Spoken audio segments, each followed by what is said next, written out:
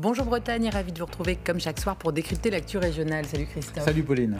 Alors après le score élevé de l'extrême droite aux élections européennes ce week-end, 31,5% pour rappel, suivi de la dissolution de l'Assemblée nationale par Emmanuel Macron ce dimanche soir, nous revenons aujourd'hui sur ce coup de tonnerre politique qui va amener les Français à voter pour choisir à nouveau leurs députés les 30 juin et 7 juillet prochains. Alors émission spéciale ce lundi pour en parler des députés du Finistère sortants, du coup sont avec nous. Mélanie Thomain, bonsoir. Bonsoir.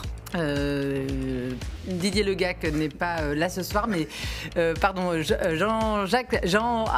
Larsonneur, pardon, vous êtes avec nous, député de Brest. Oui, je me facilite pas la tâche. Bonsoir Bretagne. Et nous attendrons aussi Christophe d'autres députés pour le coup. Paul Molac, Jimmy Pain dans le Morbihan et Muriel aussi Lévraud dans les Côtes d'Armor qui viendront s'exprimer. Qu'on entendra. En plateau également Pierre-Yves Cadalin qui représente la France Insoumise en Bretagne. Bonsoir. Et puis Jean-Jacques Urvoas, décidément, j'ai bien, professeur de droit constitutionnel, ancien ministre de la Justice, Parti socialiste. Gilles Pénal, ce sera peut-être avec nous aussi en visio, nouveau député européen RN et conseiller régional de Bretagne. Ouais. Et enfin, notre collègue Benjamin Berréon aussi est avec nous. Salut Benjamin. Salut Christophe. Benjamin, t'es triste pour les européennes. Oui Christophe, et pourtant je ne parle pas du résultat, mais les européennes en cette année olympique, c'est ce sportif qui s'est entraîné comme un fou pour être qualifié et reconnu. Ça fait des semaines qu'il monte en puissance. Il s'est imposé dans le cœur des spécialistes pointus. On commençait à parler de lui dans le grand public. Ce dimanche, ça allait être son heure. Et là, paf, une ancienne gloire annonce son retour et l'éclipse instantanément. La soirée des européennes. Hier, c'était un peu ça, les plateaux TV étaient prêts, les commentateurs avaient révisé les épisodes précédents, préparé leurs projections, les représentants des partis avaient écrit leurs réactions, appris leurs chers éléments de langage, la participation était en hausse, les européennes s'imposaient enfin comme un scrutin d'importance, on allait pouvoir s'écharper tranquillement sur la montée des extrêmes, le fiasco du camp présidentiel, la noyade des écolos, bref, une élection majeure, c'était l'heure de gloire. Et puis à 20h58, tout bascule. Le président de la République annonce la dissolution de l'Assemblée nationale. Les législatives apparaissent à l'horizon. Terminer les européennes à partir de 20h59. Plus personne n'a parlé d'Europe, plus personne n'a regardé les résultats des autres pays de l'Union. La France s'est reconcentrée sur son assemblée, les partis sur leurs calculs internes. On a ressorti les grands mots, le risque fasciste, l'union de la gauche jusqu'au Front populaire. On a parlé de Matignon, on a parlé du risque d'une présidentielle anticipée. Les européennes avaient disparu. C'est si net que ça, Benjamin. Oui, c'était assez net et franchement, c'est pas très réjouissant pour la place de l'Europe et de son fonctionnement dans les esprits. Mais il y a quand même une bonne nouvelle là-dedans. Maintenant qu'elles peuvent faire sauter une Assemblée nationale, les européennes vont être regardées différemment. Ce sera plus seulement l'occasion de donner tous les 5 ans aux mécontents de s'exprimer et aux petits partis, entre guillemets, de compter leur soutien grâce au mode de scrutin proportionnel à un seul tour. Non, depuis ce dimanche, les européennes sont une nouvelle étape dans la marche d'une majorité, une nouvelle occasion de confirmer ou d'infirmer sa légitimité au cours d'un mandat. Il est évident que les prochaines en 2029 seront abordées très différemment par les états-majors et par les électeurs. Alors soyons positifs, considérons ça comme une bonne nouvelle pour les européennes et maintenant, on peut faire comme tout le monde, parler des législatives. Alors, on parle des législatives. Ouais, mais est-ce qu'on fait un petit tour de table déjà? Oui, pour savoir si c'est une bonne nouvelle pour les députés sortants. Mélanie Thomain, est-ce que c'est une bonne nouvelle ce retour des législatives et beaucoup des européennes aussi, ouais. Écoutez, la décision qui a été prise hier soir, qui n'avait pas, en tout cas, de lien direct, comme vous l'avez bien dit, avec l'esprit des européennes qu'on était censé analyser hier et le score, la vague brune qui a déferlé sur la France, a été complètement balayée par l'annonce de cette dissolution. C'est sans doute une décision brutale, mais surtout aussi dangereuse pour le pays, parce qu'on sait que dans 3 semaines, si rien ne bouge, c'est l'extrême droite qui prend les clés de Matignon. Et ça, c'est une situation qu'on ne peut pas accepter quand on est parlementaire sortant, et qu'on souhaite porter évidemment un autre espoir pour le pays. Jean-Charles Larsonneur, vous avez accueilli comment je souscris, la vague bleu marine ne va pas s'arrêter sur le rivage demain ou après-demain. Donc on se demande ce qui passe dans la tête du président tout de même. Un président qui a toujours été chef de la majorité, qui s'est impliqué dans ces élections et qui tout à coup se met en surplomb et dit « je préside ».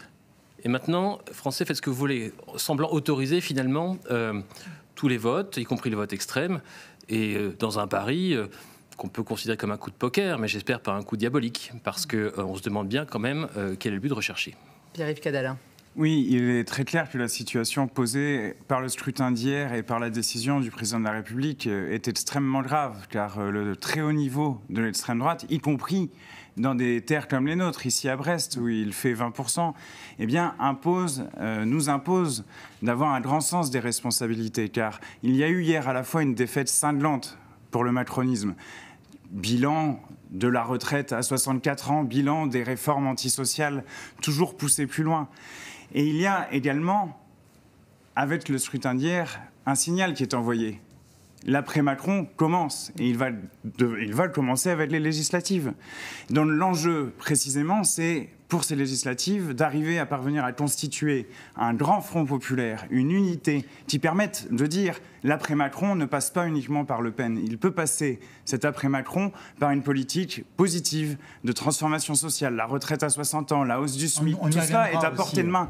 Mais je vais le dire, hier, la sidération, aujourd'hui, la nécessité de l'organisation sociale et politique. Et d'ailleurs, à 18h, place de la Liberté, eh bien, nous serons là pour manifester contre l'extrême droite et pour la République. Jean-Jacques Urvoas, vendredi dernier, sur ce plateau, on a analysé un petit peu avec vous la situation politique à la veille du scrutin. À aucun moment, le scénario de dissolution n'a été envisagé ou amené sur ce plateau, comme dans les autres médias. D'ailleurs, c'était vraiment un scénario balayé. Quelle a été votre réaction dimanche soir ?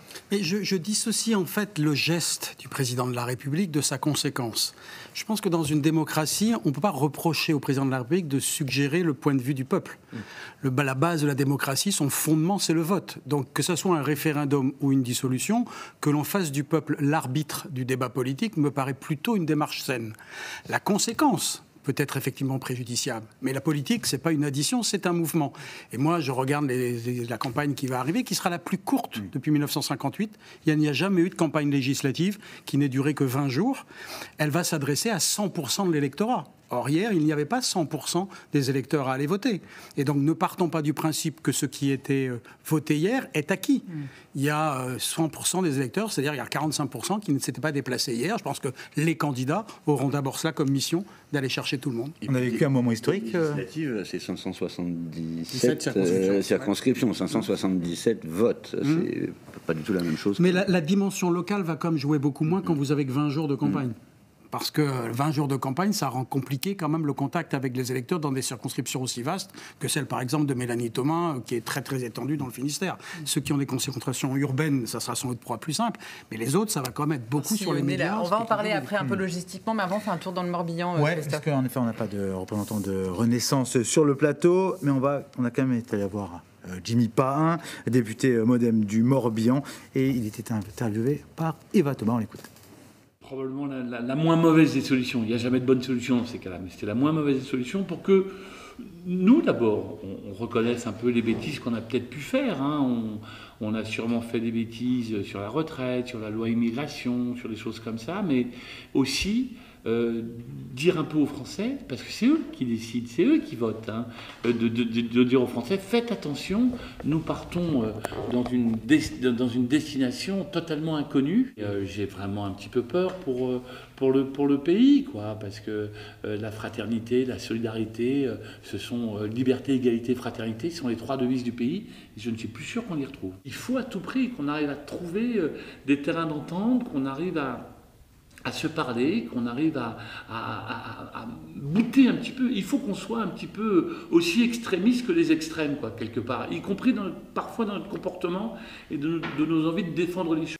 Aussi extrémiste que les extrêmes. Qui veut commenter cette phrase de Jimmy Pahin ? Pierre-Yves Cadalin. Non, je pense que là, je pense qu'il faut se porter à la hauteur de la situation plus généralement. C'est-à-dire il faut l'analyser tranquillement, froidement. De notre point de vue, après la nouvelle Union populaire écologique et sociale, il y a quelque chose qui doit se passer. Je parlais d'un front populaire parce que nous avons 2 obligations. Celle de gagner, pour un espoir positif, et celle de ne pas décevoir une fois que nous aurons gagné. Donc aujourd'hui, à l'heure où on se parle, d'ailleurs, il y a des négociations et des discussions qui sont en cours. Je souhaite qu'elles aboutissent. Il faut qu'il y ait un élan d'espoir dans le pays qui se déclenche très rapidement pour que nous puissions faire de ces élections législatives l'occasion, enfin, pour nos concitoyens, de prendre une nouvelle orientation, d'avoir des services publics qui fonctionnent, d'avoir le partage des richesses qui soit exécuté. Bref, je pense qu'il faut parler concrètement. Je ne comprends pas très bien la formule de Jimmy Pain, à vrai dire. Au niveau national. Alors parlons un peu justement de la NUPES. Une réunion est en cours en ce moment au niveau national. La NUPES avait vécu un coup d'arrêt brutal avec le début du conflit à Gaza, lorsque la France insoumise s'opposait aussi sur la qualification des faits terroristes. Vous pourriez aujourd'hui trouver justement un projet commun avec les socialistes, avec les écologistes, et vous mettre à nouveau d'accord comme aux dernières législatives? Passer outre ces points de discorde qui ont été assez profonds les dernières semaines, les derniers mois. Oui, mais il faut quand même bien se rendre compte qu'il y a 2 ans, il y avait un programme commun partagé, donc c'est déjà une base de travail, c'est-à-dire que nous étions tous engagés à gouverner sur cette base. Désormais, des discussions sont en cours, mais je crois, et j'ai reçu de nombreux messages, je pense que Mélanie Thomas également, de personnes qui disent qu'il faut absolument qu'il y ait un espoir cohérent sur des points politiques clairs, la retraite à 60 ans. Pardon, sur ces attentes, qu'est-ce qui vous permet d'être positif sur ces signaux? C'est quoi les points forts qui vous permettent d'être positif par rapport à ce rapprochement? Pourquoi ça devrait marcher maintenant? Parce qu'il y a une nécessité que ça marche. Il y a une nécessité que ce rassemblement s'opère pour créer de l'espoir et pour que ces élections législatives ne soient pas, finalement, comme l'élection européenne instrumentalisée par Emmanuel Macron, la répétition d'un duel entre le macronisme et le lepénisme, entre la droite et l'extrême droite. Il faut qu'un autre, et c'est normal, c'est obligé dans le champ politique, qu'il y ait une alternative qui vienne d'ailleurs, c'est d'ailleurs sain pour la démocratie, et je pense que nous avons là très peu de temps pour nous organiser. Et l'organisation, je le disais, doit être sociale et politique. Sociale, tout à l'heure, place de la Liberté, et dans beaucoup d'endroits du pays, à l'appel de syndicats, pour dire qu'il y a aussi dans ce pays des gens attachés à l'égalité, à la fraternité, à la République sociale. Pour rappel, aux dernières législatives, Pierre-Yves Caderlin, vous n'étiez pas passé loin de Jean-Charles Larsonneur à Brest. 118 voix seulement, vous avez séparé au décompte final. Vous pensez pouvoir être député de la seconde circonscription du Finistère dans un mois? Comme je l'ai dit, je prendrai toutes mes responsabilités. Il y a des obligations liées effectivement à ce moment-là, il y a 2 ans, des obligations claires. Et les 118 voix, nous allons bien nous mobiliser pour aller les chercher. Et comme le disait Jean-Jacques Urvoas, la campagne va être extrêmement courte. Il se trouve que les Brestois, Brestoises et les habitants de Dillers, Voire et le Nou me connaissent depuis un certain temps, et cela va faciliter les échanges lors de la campagne parce qu'il y a la nécessité qu'elle soit efficace, gagnante et porteuse d'espoir. Faciliter les échanges, je veux bien. Enfin, en ce qui vous concerne, Tristan Fauveau a déclaré aujourd'hui même qu'il voulait bien l'Union populaire, mais sans les partisans de Mélenchon. Oui, mais alors, pour une élection nationale, ça commence pas très très fort pour l'Union quand même. Pour les élections législatives, ce qui compte, ce sont les discussions nationales qui sont en cours en ce moment même. Et je pense qu'il faut plutôt avoir le sens de la responsabilité historique qui est la nôtre. Et j'en appelle avec tous ceux et toutes celles qui vont manifester à 18h, place de Liberté, à un rassemblement très large. Diffusée à 18h30 de toute façon. Jean-Charles Larsonneur, vous briguez la mairie de Brest pour 2026, vous l'avez déjà annoncé. Vous allez quand même vous représenter pour ces élections alors que vous serez élu pour 2029. D'abord et avant tout pour cette élection, c'est ma mission. C'est le sens de mon engagement par rapport à mes électeurs. Ça vous emmène jusqu'en 2029, du coup. Oui, mais attendez, là, l'urgence, c'est de vaincre les périls extrêmes. Qu'est-ce qu'on a en face de nous? On a les crypto-bolcheviques soumis à Poutine, là. Non. On a... non, mais attendez. C'est pas au niveau du débat. On a le RN de la peste brune, également soumise à Poutine. Attendez, il y a donc pour vous, c'est un devoir de vous présenter, peu importe. Ils ont peur, les gens. Ils m'écrivent pour me dire, là, on ne sait pas ce qu'a foutu Manu. Ils ont peur, mais il y avait 118 voix d'écart aux dernières législatives. législatives. Et ça, c'est ce qui compte. Le reste, on verra plus tard. Mais l'essentiel, sincèrement, c'est d'éviter la peste brune dans quelques semaines à l'Assemblée. Alors, on va continuer notre tour de Bretagne, justement, dans les Côtes-d'Armor, département plutôt ancré à gauche. Le RN est aussi arrivé majoritairement en tête, notamment à Guingamp, une première pour cette ville. Mathilde Kemener a rencontré la députée LFI de cette circonscription, Muriel Lévrault. Elle est la seule députée de gauche en Côtes-d'Armor. On l'écoute. Étant donné le score du Rassemblement national, l'idée d'une dissolution me paraît irresponsable en fait. Et donc là, on a de vraies responsabilités d'union à gauche pour mener campagne. On l'a déjà fait. On avait un programme de la NUPES commun tout à fait convenable et on s'entend quand même pas trop mal. Faut pas non plus exagéré, donc je pense qu'il y a des possibilités. Je pense quand même avoir travaillé, en 2 ans de mandat, avoir travaillé vraiment en accord avec le programme de la NUPES, avoir montré que j'étais présente dans toutes les luttes, que ce soit pour l'hôpital, pour l'école, pour tous les services publics. Donc, oui, je pense que je peux partir confiante. Jean-Jacques Urvoas, quel regard vous portez justement sur cette NUPES Acte 2 qui est en train de s'organiser ? Ma lecture, elle est toujours institutionnelle et dans le cas d'espèce, mon critère, c'est le mode de scrutin. Le mode de scrutin des élections législatives n'est pas le mode de scrutin des élections européennes. C'est un scrutin majoritaire à 2 tours. Ça sous-entend donc qu'il faut pouvoir être au 2e tour pour être élu. Or, la règle du scrutin majoritaire, c'est qu'il faut obtenir, pardon de cette technicité, 12,5% des électeurs inscrits. Ce qui veut dire qu'avec une participation moyenne, il faut obtenir au premier tour plus de 20% des suffrages exprimés pour avoir une chance d'être dans le cours décisif. Ça nécessite donc à l'ensemble des forces politiques de se regrouper pour essayer d'accéder à ce 2e tour. Et si vous me le permettez, je crois que c'est une partie du calcul du président de la République. Parce que le président de la République, il veut montrer d'abord qu'il a la main, compte tenu du fait qu'on lui promettait quelques mois un peu compliqués. Il venait de subir un échec électoral et on lui annonçait une censure au mois de septembre sur le budget. Et donc, en reprenant la main de cette façon, il essaie de mettre la zizanie partout. La zizanie au sein de la gauche en disant « vous n'allez pas vous mettre d'accord en 48 heures ». La zizanie vis-à-vis des sortants LR, parce qu'on leur dit « si vous venez avec nous, vous n'aurez pas de candidat contre vous et donc votre capacité à arriver au 2e tour est plus facile ». Et moi qui ai le MoDem, Horizon et Renaissance, je vais avoir mes 20% et j'arrive au 2e tour. Donc il injecte un poison en espérant que tout le monde se divise pour espérer en sortir grandi. Mélanie Thomas, vous espérez aussi que ce Front populaire va se faire. Vous dites que le président Macron joue avec les allumettes et qu'il a pris une décision quand même très dangereuse. Le maire de Carhaix, Christian Troadec, a déclaré qu'il pouvait se présenter, sûrement. Est-ce que ça commence à être aussi, ça peut être compliqué cette élection sur votre circonscription? Est-ce que vous l'appréhendez aussi, Mélanie Thomas? On brouille les cartes. Vous savez, j'écoute mes collègues discuter depuis tout à l'heure. Il y a les députés qui travaillent dans les villes avec le poids des appareils politiques. Et puis, il y a les députés des champs qui travaillent dans le monde rural, où parfois cet appareil politique est sans doute un peu plus en retrait. Et ce qui compte, c'est le pragmatisme de terrain. C'est-à-dire que l'union de la gauche, elle se crée d'abord par les valeurs qu'on porte, les dossiers qu'on porte aussi en commun, comme celui de la défense de l'hôpital de Carhaix, par exemple.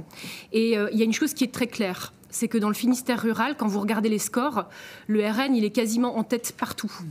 Donc on n'est plus là pour s'amuser dans des histoires d'appareils politiques, dans des petits calculs politiciens. La seule alternative qui est crédible aujourd'hui pour faire battre à la fois le Rassemblement national et la majorité gouvernementale, c'est l'union de la gauche. Nous n'avons pas le choix là-dessus.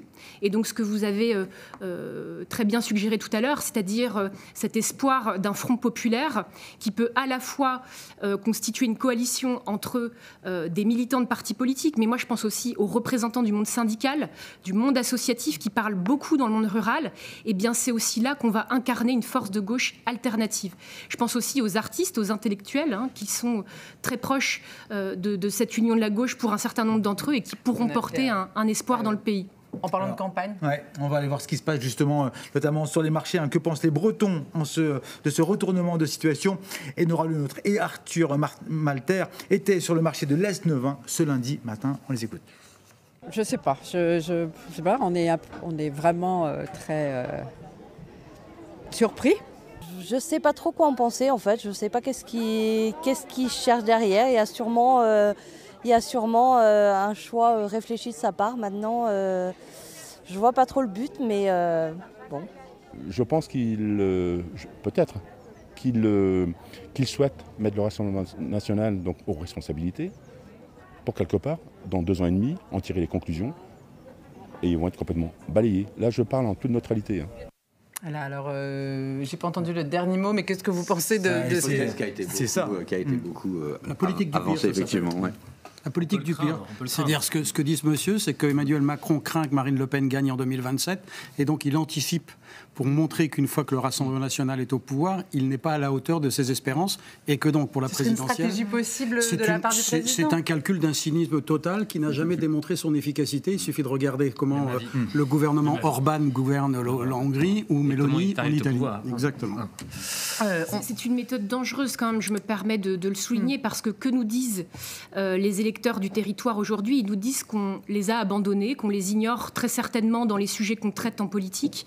On parle beaucoup de questions d'appareil, on parle beaucoup de polémiques au sein de l'Assemblée nationale, mais on ne parle pas des vrais sujets de préoccupation des habitants du territoire. Et c'est là que nous sommes attendus. Parce qu'alors, on le voit sur la carte, on va la voir d'ailleurs s'afficher, la carte de la Bretagne, la toute bleu marine 2024. On constate que les votes de la gauche se font en majorité dans les villes, sur le littoral, et vraiment les communes littorales qui composent essentiellement aussi votre circonscription, Mélanie Thomas. Qu'est-ce qui raconte ce vote justement sur votre territoire? Il raconte qu'on a un socle traditionnel, effectivement, sur le fond de la rade de Brest, où il y a un attachement très fort à la gauche. Mais pour le reste, il y a un véritable vote sanction, qui est d'abord un vote sanction contre la politique du gouvernement. Je crois que ces européennes, elles disent aussi ça, que la politique qui est menée par le gouvernement, elle ne convient pas aujourd'hui. Et le président de la République décide de traduire cela en la dissolution de l'Assemblée. Donc nous, on doit aujourd'hui incarner un espoir nouveau et une force crédible pour porter les revendications ou en tout cas les attentes des habitants dans le territoire. Vous savez qu'on est face à pas mal de pénuries dans le moment, des pénuries de médecins, des pénuries de médicaments. On a des personnes qui ont des difficultés à se loger, à se soigner. Et donc c'est ces en tous les cas, c'est le RN parler. qui a réussi pour l'instant à tirer cette inquiétude de son côté. La gauche n'a pas réussi à rassurer. Il y a deux éléments. La première chose, c'est qu'on ne peut pas jouer avec le feu ainsi avec l'extrême droite. C'est le sens tout de même de l'appel général qui est lancé par bien des organisations à la défense de la République, des principes de la République et des principes de la République sociale. Il faut que nous soyons fermes là-dessus. Sur la défense, effectivement, des services publics à la République sociale, elle est concrète. Dans les services hospitaliers, dans les services d'éducation, à l'université où je travaille ici à Brest, par exemple, il faut redonner des moyens et cela passe par le partage des richesses. Donc, nous avons les clés pour proposer cela dès la fin du mois pour pouvoir l'emporter. Deuxième élément, ce que raconte cette carte également, eh bien, c'est que si le RN est en tête dans de si nombreux endroits, c'est probablement car nous avons failli à partir unis lors de l'élection européenne et que cette obligation s'impose désormais à nous d'une façon impérieuse et nous sommes d'accord sur ce point. Il y a la nécessité d'un grand front populaire et il faut absolument que nous puissions mettre en œuvre. A-t-on les moyens aussi de mener de telles politiques aujourd'hui? Mais tout à fait. Alors, 3 milliards nous avons les moyens de si vous voulez, de partager. Je veux dire, le patrimoine des milliardaires dans ce pays a explosé de façon exponentielle sous Macron, mais même auparavant. Il y a nécessité, la République sociale. Donc pour vous d'aller chercher l'argent là-bas. Avec la TVA, parce qu'on a le temps file. Jean-Charles Larsonneur, s'il y a un grand front populaire à gauche, une union de l'extrême droite, vous allez finalement, vous qui êtes indépendant, député, vous associer à un moment donné à un parti, à un groupe pour cette élection? Écoutez, ma ligne est extrêmement claire, constante. Alors, c'est pas ce que dit tout le monde. Hein. On parlait de M. Fauveau tout à l'heure, qui, lui, vous qualifie plus de girouette. Mais la paille et la poutre, si je puis dire. Attendez, sincèrement, depuis 2016-2017, j'ai toujours été clair. Social-démocrate sur les questions économiques et sociales, en gros, plus ferme sur les questions régaliennes et de sécurité, avec un gros travail sur la défense européenne, travail que j'espère poursuivre d'ailleurs. M. Montebourg, ainsi que le chef d'état-major de la Med-Terre, féliciter nos travaux à l'Assemblée, encore tout récemment, pour qu'on les poursuive au bénéfice de l'Europe, au bénéfice de l'Ukraine et pour la sécurité du continent. Pour Brest aussi, évidemment. Bon, ça veut dire que vous restez indépendant avec cette ligne. Qui s'est coltiné les questions de sécurité depuis 7 ans? C'est le PS ici localement? Sincèrement. Sincèrement. Moi, je pense avoir une ligne équilibrée entre effectivement une ligne de centre-gauche sur les questions économiques et sociales et une ligne plus ferme sur les questions régaliennes, au plus proche des habitants, parce qu'en effet, ce ne sont pas les accords d'appareil entre le PS et les filles. Les gens s'en fichent, mais complètement. Mais si vous imaginiez comme ils s'en fichent, ils veulent des résultats. Mais ils veulent aussi une perspective de transformation que vous ne leur avez pas offerte ces dernières années. Mais ce gouvernement a plutôt failli et je me suis séparé de la majorité, M. Cadin, vous le savez. Mais vous l'avez tant soutenu pendant un quinquennat et demi. Alors s'il vous plaît, je veux dire, ce que souhaitent les gens, c'est une autre politique, un autre monde est possible, comme on le disait, on va essayer de le faire advenir. Allez, dernier petit tour dans le Morbihan avant de continuer. Bretagne, on va aller dans le Morbihan voir Paul Molaquin qui se représente, lui, dans la 4e circonscription du Morbihan. Une dissolution pour lui qui passe mal. On l'écoute au micro d'Eva Thomas. J'ai un peu de mal à comprendre la dissolution de l'Assemblée, parce que si le président voulait dissoudre l'Assemblée, au moins il fallait le faire sur un problème, j'allais dire, national. et non pas sur des élections européennes. Donner aujourd'hui des élections législatives à un RN qui est en position de force et dans une dynamique, quelque part, on pourrait croire que le président veut tout simplement que le RN arrive au pouvoir. C'est avec un esprit relativement serein en ce qui me concerne que j'ai décidé de me représenter aux élections, mais quand même une inquiétude vis-à-vis de la tournure que prennent les choses en fait en France. Parlons un peu logistique maintenant pour terminer cette émission. Vous vous retrouvez dans une situation assez inédite. C'est arrivé 3 fois dans la Ve République, c'est ça C'est historique. Hein. C'est la 6e dissolution. C'est bon, alors je ne dis pas du tout. C'est bien que vous soyez 6e, 62, 68, 81, 88, 97. D'ailleurs, juste ce petit rappel, il pose une question. C'est que les électeurs, il faut qu'ils comprennent le sens de la dissolution. Oui. Je fais référence à ce que dit Paul Molac. Parce qu'en 97, quand Jacques Chirac dissout, les électeurs n'ont pas compris pourquoi il se privait d'une majorité qui le soutenait. Et d'ailleurs, ils n'ont tellement pas compris son message qu'ils ont renvoyé la gauche gouverner pendant 5 ans avec Jospin.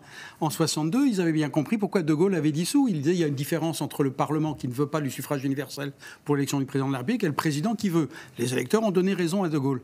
Que vont voir les électeurs sur la décision du président de la République? Quelle est la crise qu'on leur demande de trancher? Et donc, du sens qu'ils donnent à la dissolution découlera le vote.